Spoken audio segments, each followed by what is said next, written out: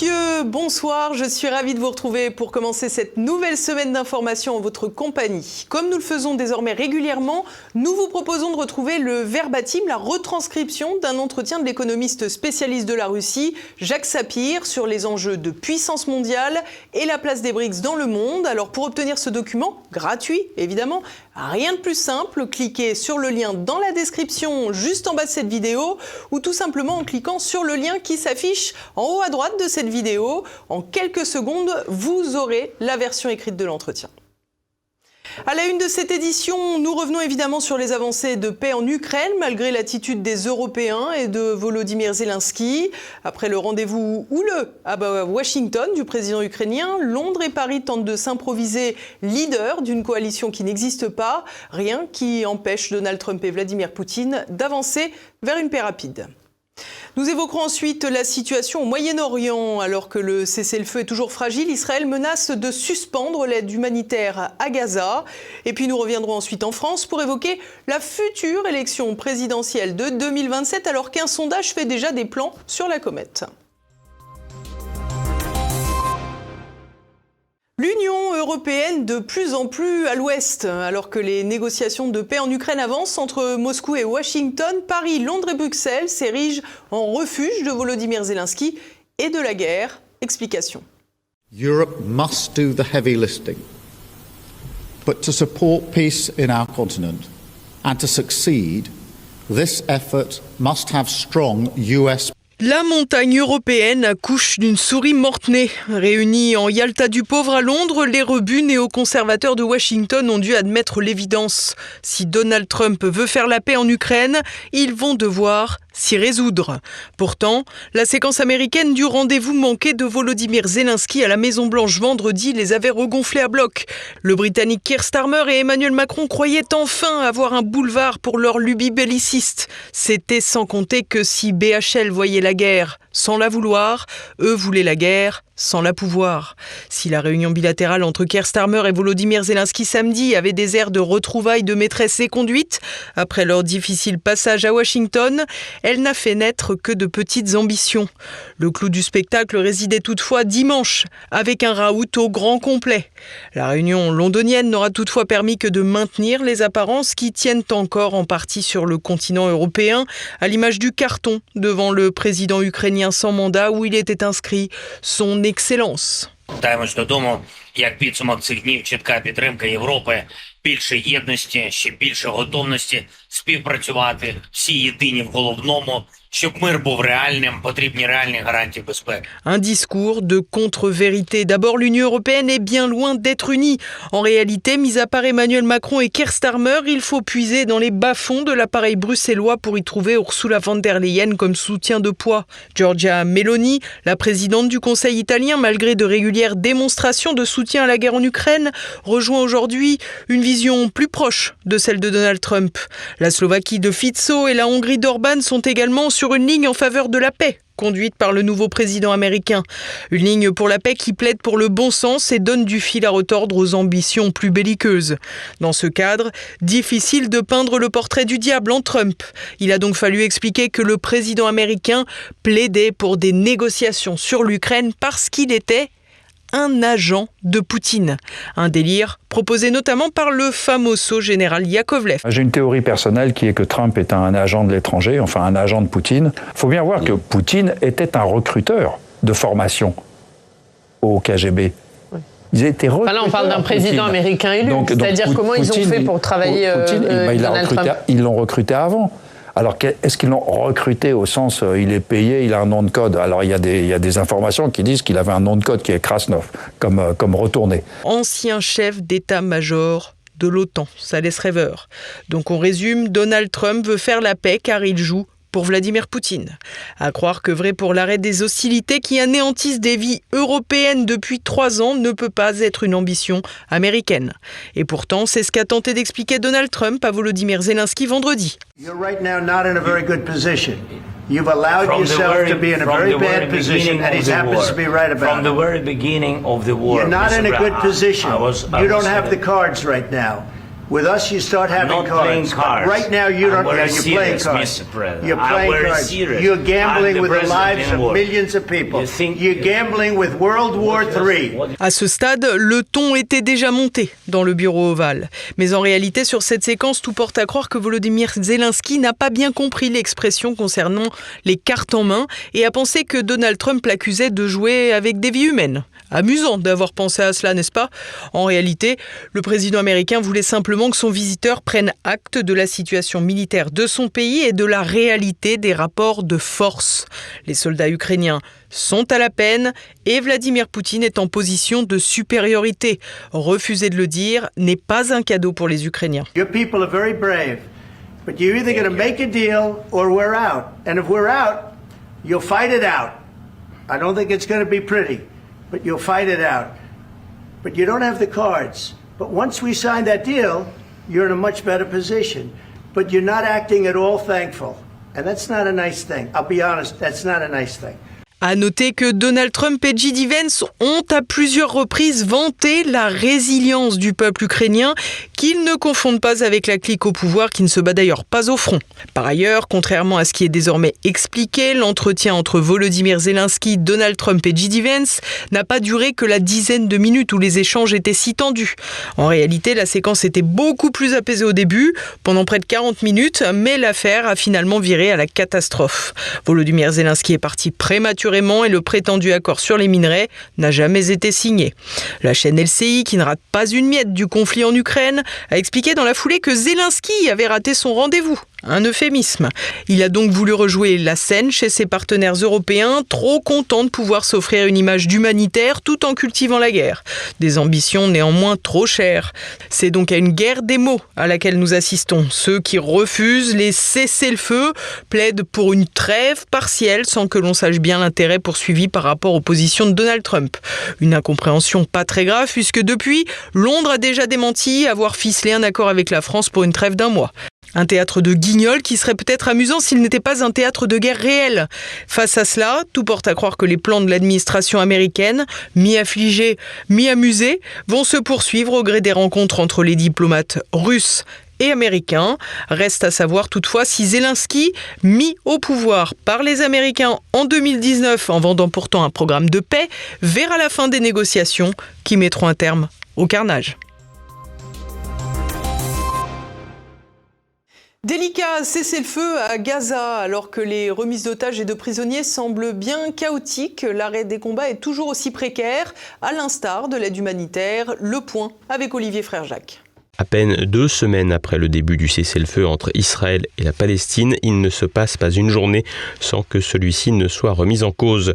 Entre les déclarations toujours plus bellicistes de Benjamin Netanyahou et les remises d'otages dans des mises en scène pour le moins déconcertantes par le Hamas, la paix en Terre Sainte ne tient pas à grand-chose. La trêve est particulièrement menacée par une suspension de l'aide humanitaire à Gaza qui plane sur le territoire palestinien.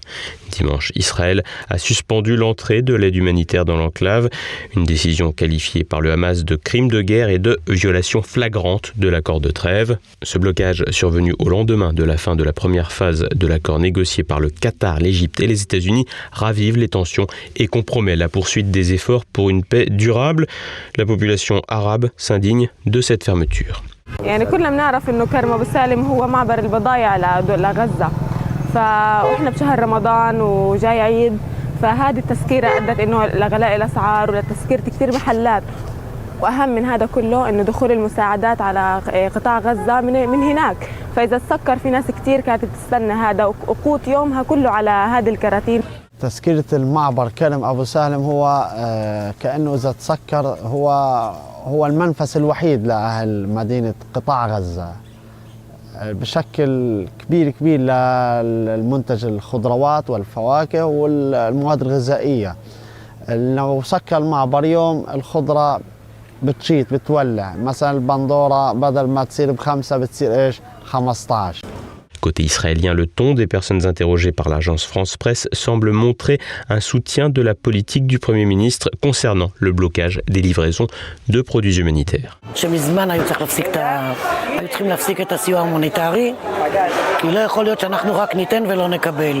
אבל כל דבר שיכול להביא את החטופים כמה שיותר מהר, הייתי מוותרת על הכל. חיים של אנשים מעבר להכל. אבל אם האמצעי הנכון ללחוץ עליהם זה לבטל את הסיוע, הייתי מבטלת את הכל. לא קצת, אלא הכל. יש לנו 59 ישראלים, מתוכם 24 או יותר חיים אצל המחבלים, אצל חמאס. אין מצב שאנחנו נמשיך לתת להם אוכל, דלק, חשמל ויתר הפסיליטיז שהם רוצים מאיתנו. בשום פנים ואופן, זה היה צריך להיות מזמן, וטוב שהממשלה קבעה שהאבסורד הזה יסתיים הבוקר. בתקווה שזה יזרז שחרור החטופים שלנו. Des témoignages toujours à prendre avec des pincettes, puisqu'une partie de l'opinion s'est souvent montrée critique vis-à-vis de Benjamin Netanyahou. Reste que les mises en scène très dérangeantes du Hamas avec les otages ont, semble-t-il, bousculé de nombreux Israéliens. L'accord de trêve, structuré en 3 phases, avait permis une accalmie. La première étape a vu la libération de 33 otages, dont 8 morts par le Hamas contre environ 1800 détenus palestiniens.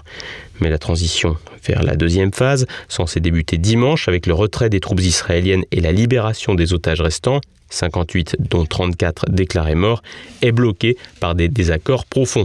Israël a accepté une proposition américaine portée par l'envoyé spécial Steve Witkoff visant à prolonger la trêve jusqu'à mi-avril, couvrant le Ramadan et la Pâque juive avec une libération progressive des otages. Cependant, le Hamas rejette ce compromis, y voyant une tentative d'Israël de se soustraire à ses engagements initiaux, qui incluent un cessez-le-feu permanent, un retrait total des forces israéliennes et la levée du siège de Gaza. Et c'est pourquoi le Premier ministre Benjamin Netanyahou a ordonné la suspension immédiate de l'aide humanitaire, suscitant l'indignation jusque dans les rangs de l'ONU qui a appelé à un retour urgent de l'aide, soulignant que le droit international exige un accès humanitaire. Sur le plan militaire, la situation reste tendue. Dimanche, des tirs israéliens près de Khan Younes, au sud de la bande de Gaza, ont fait 4 morts, selon le ministère de la Santé de Gaza. Parallèlement, les États-Unis ont annoncé une aide militaire à 4 milliards de dollars à Israël, renforçant leur soutien à cet allié stratégique. Le chef du gouvernement israélien a immédiatement salué ce soutien en affirmant qu'il lui permettrait de, je cite, « finir le travail contre l'axe iranien ». Des propos un peu présomptueux alors qu'une enquête interne israélienne publiée le 27 février a reconnu un échec complet à anticiper l'attaque du 7 octobre 2023, évoquant un excès de confiance et une méconnaissance des capacités du Hamas qui aurait mobilisé plus de 5000 combattants en 3 vagues. Ce lundi se tenait au Caire une réunion ministérielle arabe pour discuter de la crise. Les médiateurs égyptiens insistent sur une mise en œuvre intégrale de l'accord initial, mais les positions inconciliables d'Israël, qui exige la démilitarisation de Gaza et l'élimination du Hamas, qui lui réclame un retrait total israélien, laissent peu d'espoir à une désescalade immédiate. La population de Gaza, prise en étau, paie une fois encore le prix de cette impasse. Cap sur 2027. Un récent sondage placerait à présent Jordan Bardella devant Marine Le Pen, Édouard Philippe et Gabriel Attal en grand revenant et puis Bruno Retailleau en pleine ascension. Explication de Renaud de Bourleuf. 2027, le scénario de toutes les surprises. Dimanche, un sondage IFOP réalisé pour Le Figaro et Sud Radio s'est intéressé à la prochaine échéance électorale. La méthode consistait à tester 32 personnalités dont la candidature pour le prochain scrutin serait pressentie. Reste à savoir, pressentie par qui ? Les 2 questions posées étaient les suivantes. Souhaitez-vous que la personnalité se porte candidate à la prochaine élection présidentielle ? Et pensez-vous qu'elle pourra finalement être candidate à la prochaine élection présidentielle ? À la première question, les 2 figures de proue du Rassemblement national arrivent largement en tête, mais Jordan Bardella devance Marine Le Pen d'1 point. La proximité entre les 2 personnalités est pourtant un sujet régulièrement évoqué. Non, je crois qu'il y a une belle complémentarité et moi, je souhaite proposer aux Français, à la prochaine présidentielle, une forme de ticket, de duo avec Jordan Bardella. Marine Le Pen à l'Élysée, Jordan Bardella à Matignon. Un pacte qui pourrait être bousculé dès la fin du mois de mars. Dans le procès des emplois fictifs, le parquet a requis une peine d'inéligibilité de 5 ans à l'encontre de Marine Le Pen. La décision judiciaire sera connue le 31 mars. D'ici là, le Conseil constitutionnel aura répondu à la question suivante. Peut-on empêcher un homme politique de se présenter à une élection alors que la peine n'est pas définitive et qu'elle peut être annulée en appel ? En clair, le véritable enjeu sera de savoir si Marine Le Pen pourra profiter d'un appel pour suspendre une éventuelle inéligibilité et ainsi se présenter à la présidentielle de 2027. Rappelons qu'à partir de vendredi, c'est Richard Ferrand qui présidera le Conseil constitutionnel, lui qui a bénéficié de l'abstention des élus RN pour ne pas subir le veto parlementaire. L'issue reste incertaine, mais en cas d'empêchement, Marine Le Pen semble avoir un candidat alternatif, un candidat qui semble de toute évidence plaire davantage aux médias, au point d'être testé dans un sondage sur la présidentielle à tout juste 29 ans. Le sondage porte en 3e et 4e place les anciens premiers ministres Édouard Philippe et Gabriel Attal. Le chef de gouvernement qui a confiné les Français en 2020 serait, selon ce sondage, regretté par les personnes interrogées. Quant à Gabriel Attal, il n'a peut-être pas duré assez longtemps. Après 7 mois à Matignon et un échec cuisant aux élections législatives, les sondés en voudraient encore. La 5e place dans ce classement revient à Bruno Retailleau. Le ministre de l'Intérieur était encore peu connu des Français il y a quelques mois, mais ses prises de position tournées vers l'ordre et la sécurité lui ont assuré la notoriété. L'efficacité n'est donc pas nécessaire pour monter dans les sondages. Bruno Retailleau s'est défendu ce lundi de penser à l'élection présidentielle pour le moment. Je pense que cette obsession présidentielle a fait beaucoup de mal à notre famille politique. Pourquoi ? Parce que le parti s'est transformé en une écurie présidentielle. On a oublié le débat d'idées. La personnalité de gauche la plus évoquée dans le classement est Raphaël Glucksmann, l'ancienne tête de liste PS aux élections européennes, est à la 7e place. Figure de proue des atlantistes pro-guerre en Ukraine, il ne devrait toutefois pas faire consensus au sein de toutes les tendances de la gauche de l'échiquier politique français. D'ailleurs, une candidature unique pour la gauche à la prochaine présidentielle sera difficile à organiser, comme François Hollande le soulignait ce lundi. Quelle candidature pour 2027 ? Je ne parle pas du nom, mais je parle de la procédure. Est-ce que c'est une candidature socialiste ou une candidature d'une union de la gauche dont je ne sais pas exactement ce qu'elle serait ? Des accords autour du conflit israélo-palestinien, censure ou non des gouvernements, querelle d'ego, les divisions sont nombreuses à gauche. À 2 ans de la prochaine échéance, la course à l'élection présidentielle n'a pas encore dévoilé toutes ses surprises, mais les médias ont d'ores et déjà fait leur premier choix pour les imposer dans les têtes. Et partons à présent pour un rapide tour de France. Le gaz hilarant ne fait pas rire tout le monde. Jeudi, le Sénat doit plancher sur une proposition de loi du député LFI Idir Boumerti visant à interdire la vente de protoxyde d'azote aux particuliers. Ce produit vendu en bonbonne, communément appelé gaz hilarant, est très prisé des 18-24 ans qui en font un usage prétendument récréatif. Selon la préfecture de police de Paris, le gaz hilarant est désormais la 3e substance la plus consommée par les jeunes en dehors de l'alcool et du tabac. Les risques pour la santé seraient nombreux, lésions, maux de tête, conséquences sur le système nerveux. À cela s'ajoutent les difficultés dans le traitement des déchets. Les bonbonnes de gaz hilarant jetées à la poubelle explosent souvent dans les incinérateurs. Certains ont été endommagés et se retrouvent à l'arrêt. Le coût pour la filière est estimé entre 15 et 20 millions d'euros par an. L'offensive contre les automobilistes se poursuit à Paris. Après la piétonisation des quais de Seine, après l'abaissement de la vitesse sur le périphérique à 50 km/h et la mise en place des ZFE, la voie de gauche du périphérique parisien, ainsi que des autoroutes A1, A13 et A12, est désormais réservée au covoiturage aux heures de pointe. L'objectif officiel de la mairie est de désengorger le périphérique afin d'en réduire la pollution. Sont exemptés les poids lourds, les transports collectifs, les taxis, les véhicules de secours et les personnes à mobilité réduite. Les autres véhicules devront donc transporter au moins un passager. L'expérimentation, qui n'a pas de date de fin, devrait logiquement s'arrêter si elle n'est pas concluante. Pourtant, la fermeture des quais de Seine, mise en place il y a 9 ans, n'a toujours pas été annulée malgré des résultats décevants. Jupiter à Paris, Hélios à Béziers, quand l'ego rattrape les élus. Le médiatique maire de Béziers dans l'Hérault, Robert Ménard, voit la Chambre régionale des comptes d'Occitanie épingler un de ses projets dans un rapport sur les prestations intellectuelles commandé par la mairie de Béziers entre 2019 et 2023 concernant la construction d'une réplique du colosse de Rhodes, haute de 30 mètres, près d'une autoroute. Les frais engagés pour le moment, notamment en études de faisabilité, sont évalués à 43 000 € et seraient, selon des magistrats, entachés d'irrégularité dans la gestion des marchés publics. Règlement de compte pour un élu qui adore être détesté ou mauvaise gestion, l'affaire ne devrait pas empêcher le maire bitérois d'être réélu en 2026, lui qui demeure populaire dans son agglomération. Rima Hassan déchaîne les passions. L'eurodéputé LFI a qualifié jeudi l'action du Hamas de légitime au regard du droit international dans un contexte de ce qu'elle nomme une colonisation par l'État d'Israël. Le ministre de l'Intérieur Bruno Retailleau a signalé ses propos au procureur de Paris pour apologie du terrorisme. Deux ministres, François-Noël Buffet et Patrick Mignola, ont même évoqué une possible déchéance de nationalité en cas de condamnation. Un engouement exceptionnel pour ses propos précis, difficilement attaquables devant des magistrats dans la mesure où il reprenait précisément la question du droit international. Ajoutons que les ministres et personnalités choquées par les propos de l'élu insoumise n'évoquent jamais la déchéance de nationalité pour les binationaux ayant tué des Français.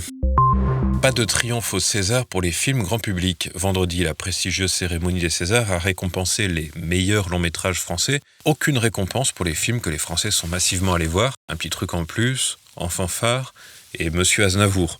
Le Comte de Monte Cristo, autre grand succès, n'a remporté que 2 récompenses. Mais l'Académie des Césars a dressé des lauriers à L'Histoire de Souleymane et Emilia Pérez, 2 films ignorés par le public malgré un fort battage médiatique et obtenant respectivement 4 et 7 récompenses. L'Histoire de Souleymane raconte 48 heures de la vie d'un clandestin guinéen. L'acteur principal était visé par une OQTF au moment du tournage, il a depuis obtenu un titre de séjour. Emilia Pérez de Jacques Audiard nous plonge dans l'univers du narcotrafic avec un chef de cartel qui veut échapper à ses rivaux en devenant une femme. Notons que l'acteur principal Carl Gascon, qui se fait appeler Carla Sofia Gascon, n'a pas obtenu le César de la meilleure actrice, pas plus que l'Oscar de la meilleure actrice. À croire que l'individu transsexuel a payé le prix de ses propos sur X, qualifiant notamment l'islam de foyer infectieux de l'humanité. Lors de la cérémonie des Oscars qui a eu lieu à Los Angeles dimanche, Emilia Pérez s'est contentée de 2 récompenses. Lors de la cérémonie qui a eu lieu à Los Angeles 2 jours plus tard, Emilia Pérez s'est contentée de 2 récompenses. La meilleure actrice dans un second rôle et la meilleure chanson originale. Le grand vainqueur de la cérémonie des Oscars a été Anora, qui met en scène des mafieux russes à New York. 5 récompenses, dont le meilleur film, le meilleur réalisateur et la meilleure actrice. Les méchants soviétiques, une histoire qui plaît toujours autant aux Américains. Et nous poursuivons avec l'actualité internationale.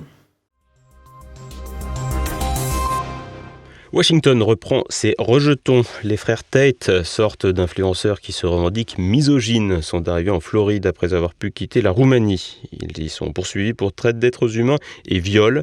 L'affaire remonte à 2022. Cette année-là, la police roumaine avait perquisitionné le domicile des frères Tate. Elle avait retrouvé de nombreuses armes ainsi que d'importantes quantités d'argent liquide. 7 femmes accusent ces individus de séquestration et de les avoir forcés à tourner des films pornographiques. 4 d'entre elles portent également plainte pour viol. Les Tate, eux, dénoncent un complot. Des rumeurs feraient état de pression de l'administration Trump ayant mené à leur libération. Une information démentie aussi bien par Washington que par Bucarest. Un passeport numérique pour les objets, c'est la nouvelle idée brillante de l'Union européenne.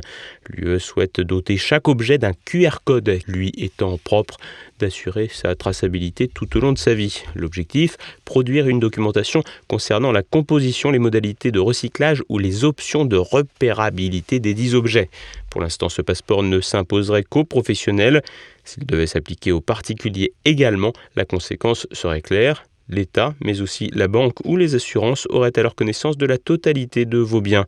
De là à organiser le blocage de certains achats, il n'y a qu'un pas. L'intelligence artificielle aubaine pour la pédocriminalité. Europol a arrêté 25 personnes vendredi pour la diffusion en ligne de contenus pédopornographiques produits par l'IA. L'opération dite Cumberland est l'une des premières affaires impliquant de tels contenus. La majorité des arrestations avaient été effectuées mercredi lors d'une opération mondiale menée par la police danoise et à laquelle ont également participé des forces de police de 18 autres pays, dont la France. Le principal suspect dans cette affaire, un ressortissant danois, avait été arrêté en novembre. Il gérait une plateforme en ligne sur laquelle il distribuait le contenu géré par l'IA qu'il produisait. Ce phénomène de création de contenu pédopornographique soulève de nombreux débats juridiques, aucune victime ne pouvant ici être recensée. Et voilà, nous approchons déjà de la fin de cette édition. Dès à présent, retrouvez Politique et Éco. Olivier Pichon reçoit le journaliste financier Pierre Jovanovic pour évoquer les scandales autour de l'USAID. Nous assistons quand même sur nos concitoyens à des saisies assez importantes et des convoitises avérées sur l'épargne des Français. Ah ben Sandrine Rousseau l'avait dit. La France est un des pays où il y a une épargne qui nous permettrait très bien de reprendre la main sur notre dette. Aujourd'hui, ça n'est pas... À contraindre les épargnants ? Totalement, absolument. Donc, je veux dire, posons cette question-là. Qu'est-ce que nous voulons comme déficit? L'épargne des Français va suffire pour effacer. On a quand même 3 trilliards de dettes. Hein, c'est 3 000 milliards, 3 trilliards. Et l'épargne des Français est estimée à 6 000 milliards. 6 trilliards. Alors, justement, ce qui fait qu'on leur pique la moitié. Également au programme le Zoom du jour, Yves-Marie Aline présente son ouvrage « Le château du roi dormant » sur l'histoire de la monarchie régnante ou en exil depuis 1848. C'est à présent la fin de cette édition. Merci à tous pour votre fidélité. On se retrouve demain, même lieu, même heure. En attendant, portez-vous bien. Bonsoir.